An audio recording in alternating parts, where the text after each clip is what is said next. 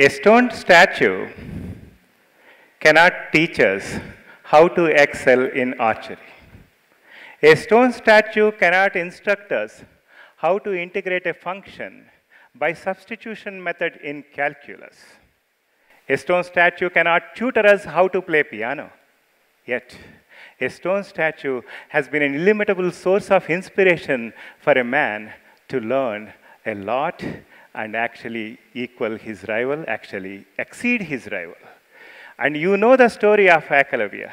Ladies and gentlemen, in the next few minutes, let us connect a few seemingly unrelated dots and explain a few aspects of unconventional learning. So, one thing we all know is Eklavya's story. And we also know a story of Frankenstein. Some of you might have watched the movie, Frankenstein. He's a scientist and he created a monster. And this monster was living in a stone structure, abandoned stone structure, and observing a poor family living next to that cottage, and in that cottage. And then he was watching how their lips were moving and what speeches they were uttering. And he picked up a few words from that. And he also collected a bag of books in a forest. And then he started looking, I don't know who goes to a forest to find the books, I have no idea. But this guy went there and he found a few books. And he looked at them and somehow he mastered the language, human language. So you might think it is a far-fetched story. But it is not really that far-fetched at all. Because any child, if you look at it, look at him or her, basically they imitate their parents or other adults around them. And they pick up the language from there, and of course they look at the picture books and various things. And that is what exactly Frankenstein's monster also did. In some sense, it is true. The only thing that is so unconventional about him is he had to learn not from the direct speeches that were addressed to him. He had to learn from the speeches from other people that were addressed to the other people. And not only that, he had to learn secretly. He cannot actually directly appear in front of them and do that one. So that was somewhat unconventional, but it is not totally far-fetched. So that is the thing. And similarly, if you might say this is all still fictional. Let me give you another story. Hellen Keller. Many of you must have heard of the story of Hellen Keller. She is both blind and deaf. And she has no idea how a word is uttered or how a word sounds really, except for one word. I think she remembers the word for water. Of course, that too not complete word. She knows like wa or something like that. So that's all she knew. How did she learn the language? She touched the lips of her teacher, and she was looking at, feeling her lips and see how her lips were moving. And based on that one, she picked up the language. So, is it a bit unconventional of learning? Okay, so that is one Hellen Keller's story. And similarly, you might think another thing that you might have heard of is American Sign Language. For example, if you say, I am worried or something, for example, this speech is kind of making me a bit nervous, you will say something like this or something in American Sign Language. So, you think there are signs for various things and people will act them out and it is okay. And it may be like just day-to-day routine jobs you could do. Do you know poetry can be written in American Sign Language? There were poems written. What sort of poetic meter do you think they might have deployed there? Okay. So, and what about the figures of speech? That is absolutely unconventional. Am I right? So, similarly, when I was very young, I used to play chess. Okay, that was actually when dinosaurs were here. Okay, I used to play chess, and then my way of playing chess is at that time I had 20/1200 vision. So I used to feel the chessmen, and I also lean forward to see the board as much as I can. Then I make my move. And a friend of mine who is a decent player, he told me, Ramana, that is not much of a winning strategy for you. You will never be able to see all 32 chessmen and 64 squares and come up with an ideal strategy. So the best thing for you to do is go for the blindfold chess. And fortunately, I have a decent memory. So I actually did that one, and my game has improved. Okay? So that is the another thing that we need to figure out. What are the things that will take us from one place to the next place? If we rely on some of the things, these are our mental crutches. We would like to give our mental crutches and give away our mental crutches and psychological crutches as many as possible to learn and to reach the next level, to connect a few more dots. Then we, for example, we also rely quite a bit on the Google these days. Of course, Google has advanced the human civilization by leaps and bounds. But if we rely so much on Google for every single thing, thinking becomes somewhat difficult. We should actually rely more on our memory. Memory is the precondition for any kind of thinking.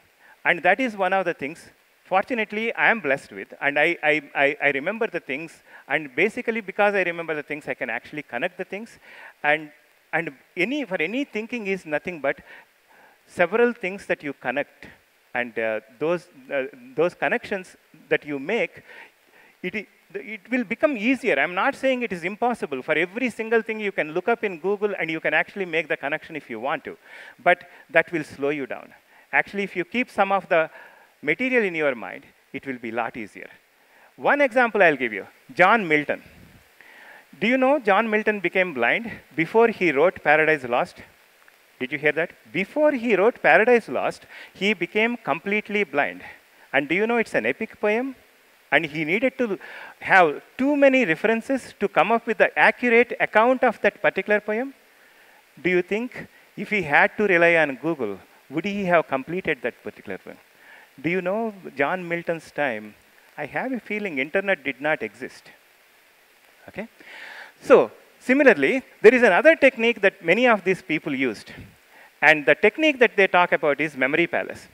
I use certain variations of it, but I don't exactly use the same idea. For example, if I were to memorize my speech, there is a palace, I will imagine, where our Prince Manvinder Singh lives. And then, in that palace, I go in the front door, and I see Mr. Eklavya with his bleeding thumb.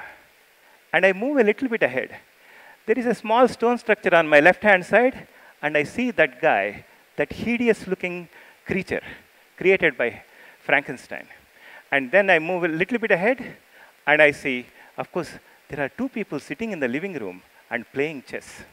And of course, I go even further into the palace. Of course, Manvinder Singh is allowing me into his education, the studio, and I see somebody like Ulam looking at a physics textbook. Oh, I am going ahead of my speech. So if I have to tell you the entire memory palace, I need to deliver the speech before I deliver my speech. So therefore, I'll stop here. And you got the idea of memory palace. And there was a poet called Simonides. They attribute this memory palace concept to him. He was sitting at a dinner and having dinner with a bunch of people. Two people actually called him out for some errand. And he went out, but those two people were not there. He was ready to go back, and he looked back, and the banquet hall was collapsing. And he thanked those two guys who saved his life. But later on, what has happened is everybody who happened to be at the dining table died. And their bodies were completely damaged without any recognition. So somebody had to identify who is who. There were no dental records at that time, in case you are wondering. So this guy was pulled in. Poet Simonides went there, and he looked at the table, but the bodies fell exactly wherever they were sitting there. So consequently, he could actually recall who was sitting at which place. So therefore, he actually reconstructed the whole thing, and he actually could tell whose body belongs to which person. That was the beginning of the memory palace. And Cicero and many other Roman orators used this technique, and this is one of the things that you may want to focus on too. That is the memory part of the thing. And since I already moved ahead with my speech, Ulam. So boredom can be another teacher in life. So Ulam was sitting in a seminar in 1963. He is a famous physicist and a mathematician. He was getting bored, just like the way you are getting bored listening to my speech right now, and they were getting bored. So then what was he doing? He doesn't know what to do, and he picked up a paper. He cannot move out because out of politeness. Yeah, same predicament you guys are in. So he started writing the numbers. He put 1 in the middle, 2 next to it, 3 go down, 4, 5, 6, 7, 8, 9, 10. Of course, you got the idea. He's creating a spiral of numbers, starting with the 1 in the middle and going around and around and around, and like that. He was doing that. Okay, what is so great about that? So then you look at that one. Of course, when you get bored, you do all kinds of stuff. He's a mathematician. If you and I most likely would have put some dots or something. But anyway, that's a different stuff. So, but what he found out is, if you look at the diagonals, some of the diagonals have too many prime numbers. That was a beautiful observation. And then, if you connect that one to the later part of the thing, and actually later on, Martin Gardner actually popularized this entire concept, and they went back and found out there is this gentleman called Euler. Have you heard of him? Of course, this guy has obviously kind of had similar kind of an idea. For example, if Euler had started, sorry, not Euler, Ulam has started with 41 instead of 1. 41, 42, 43, like that, he would have seen in the principal diagonal 40 prime numbers in a row, without a break, 40 of them. That was the equation was given by Euler in 1700s. The equation was x square minus x plus 41. Okay? So with that equation, you can actually find out the 40 prime numbers in a row without any kind of a miss. Okay? So this Euler guy is somewhat interesting to me. You might ask me, why is he interesting? You might be thinking I'm thinking about his math. No, I'm not thinking about his math. When he was 31-year-old, he became blind in one eye. Okay? That is not too bad. At the most, you lose some depth perception, no big deal. You can still walk around, and you can still read the books, and you can still look at some beautiful stuff and everything. That's not a problem. But by the time he reached 59 years old, he lost the vision in the second eye also. And you might argue, he's a finished man. What is the big deal? Why does he need 59 years? That's a long life, and let him go to his grave kind of a thing. But you are wrong. He is actually very, very prolific even after he was 59. In fact, he said, now I will have fewer distractions. That was his famous quotation after he became blind. And that turned out to be absolutely true. When he was 68, that was in 1775, he wrote a professional paper, a professional mathematical paper, every week. 1 paper a week. Okay? Normally, if you are lucky if you can get a good paper once every 6 months. Okay? And this guy manages 1 paper every single week. Okay? Once again, going back to the memory part of this one also connects to the memory aspect of it. So that guy has a lot of memory, and he was able to connect the dots. He was able to dictate theorem after theorem after theorem to these scribes, and he was able to publish papers and papers. Okay. So teaching is another aspect of unconventional learning. Whatever you learn, if you teach someone else, your learning becomes completely consolidated. The way I look at it is, learning is like initial conquest. Teaching is the final consolidation. Our Subedar Saab will certainly agree with this particular thing. So if you want to consolidate your knowledge, please teach. So then the words will, for me, the words actually make a lot of sense. I always look for words, words, and words. Many of you might think a picture is worth 1,000 words. In my case, a word is worth 1,000 pictures. So, thank you. That is why actually I prefer any day a well-written Word document, Microsoft Word document, to a well-crafted PowerPoint presentation. So this will make, and I also believe, of course, I'm not telling you don't use the pictures. I say it is absolutely fine. Of course, if you use the stone picture, if you use the pictures and create a PowerPoint, you will become a stone statue for me. That's a different story. But the main thing that you really need to remember is, You express yourself and you articulate much better your thoughts if you actually write a document. That is what I feel. And some of the PowerPoint presentations do not contain all your thoughts in a very clear, precise manner. So several of the pictures can be interpreted in several different ways. So Socrates is another guy. He is very, very humble person. He says, I know nothing. That is his famous quotation. So first thing that I don't know whether we really need to go that far to Socrates' level of humbleness or humility. What I really want us to really remember is to learn anything new, you need to first of all understand what you don't know. You need to be able to confess what you don't know. That is one of the things that I learned quite early. First of all, I need to confess what I don't know. There are several things. For example, currently I'm a data scientist, but much of the literature is not known to me. It is a very vast field. I keep learning. So once you learn that particular thing, once you realize that you don't know much of the stuff, then you will learn. That is the first thing. And the second thing also is, we need to be extremely graceful in our defeats, to accept our defeats. When I was a child, if you go back to our chess thing again, whenever somebody defeats me, I used to take my hand like that, hit all the coins, because I am so frustrated. How can you beat me? That is not at all, that's not right to do that to me. So that is actually not a very good thing to do. That is not a very graceful way of accepting the defeat. The graceful way of accepting the defeat is, what mistakes did I make? What were the strong points of my opponent? And of course, if you know how to play a blindfold chess, and if you remember the entire game properly, you can analyze in your mind, and you can say, yes, that was my mistake. This was your best move, and that is why I lost. Thank you. You taught me something. So then you will learn something too. Okay? And you want to learn unconventionally. Even from a 3-year-old, there might be some things that you can learn from a child. You should learn. Several times, I also feel we should not question why we should learn something. We should question how we can learn anything. As long as we actually practice that particular thing, I think we can learn a lot and we can do these things.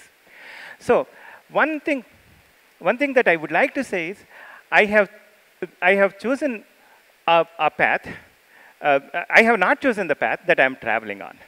I have been given the path, and I have decided to maximize as much as I can. And you might wonder, what do I mean by that? There are several things that actually changed the direction in my life. One thing, for example, when I was in my 10th grade, I was one of the best students in my mathematics class. And what do you think my score was in the final examination? And I was also expecting it to be 100 out of 100, but it was not. I got 66. Do you know why? I had a scribe who happened to be an administrative assistant to the headmaster. He could not take everything that I gave. Of course, that is the excuse that I am giving why I got 66 out of 100. But that was one of the reasons why I thought, when I wanted to go into my 11th grade, which we used to call intermediate in Andhra Pradesh, and the group that I wanted to take was math, physics, and chemistry. The first thing is, could I really score well in math? Is it possible? That is one question that came to my mind. And my principal very clearly told me, there was no provision to support a blind guy in the lab work of physics and chemistry. Consequently, I ended up choosing commerce, economics, and civics. Okay? Because I thought at least I get some chance of doing some math in commerce and economics at least. So that is what I did. When I finished my bachelor's, I actually wanted to apply for XLRI, IIM, and IRMA. All three institutes in 1984, they told me the same thing. We do not have a provision to educate a blind person. Of course, if I had been an American, I would have sued them by this time, but that's a different story. So that changed my path, and I went into MA in economics. And later on, I went to do my PhD also in economics. And you could see, this was not the path that I have really chosen, but I have done reasonably okay. Then I went and taught in a university, in the University of Colorado at Denver. But later on, I thought, all of you guys, I mean the computer guys, were making truckloads of money, and I decided to move into computer field. I learned the computer science. Okay? Once again, this was not the thing that I really planned for. I was actually using a lot of mathematics, a lot of computer programming for my PhD dissertation. So therefore, I picked up some programming. One of my cousins actually asked me to solve the problem of 8-queen problem. You must have heard of that one, that solving the 8 queens on keeping them on a chessboard such that no queen should capture the other queen. That problem I managed to solve with the C programming, and I got all 92 solutions. That is when she told me, why are you struggling in economics and living like a poor man? So why don't you move into computer science and make money? So that is when I moved there. So that is the another thing that actually changed my path. And I moved there. And I have been working as a programmer for the next 10 years or so. One fine evening, in a birthday party, I met by chance one gentleman who knows somebody in IBM research. And he actually forwarded my resume, and I got the job as a technical staff member in IBM research, and that is how I restarted my research career again. And 5 years later, I ended up as a research scientist in Amazon. For the last 3 years, I have been with Goldman Sachs as a data scientist. You decide whether I have chosen the path that I am traveling today, or somebody else has chosen my path. So, but in all my life, I have been extremely fortunate. First of all, I was born in 20th century, but not in Middle Ages. Number two, I was born in a middle-class family, not in a poor family. And my father is a very well-educated man. So that also helped me a lot. Many people helped me, and consequently, several things worked out. Many people, selflessly, they wanted me to be successful. Consequently, I'm here. But anyway, what I really want to tell you is, keep learning unconventionally or conventionally. The moment that you stop learning, that is the day you die. Thank you.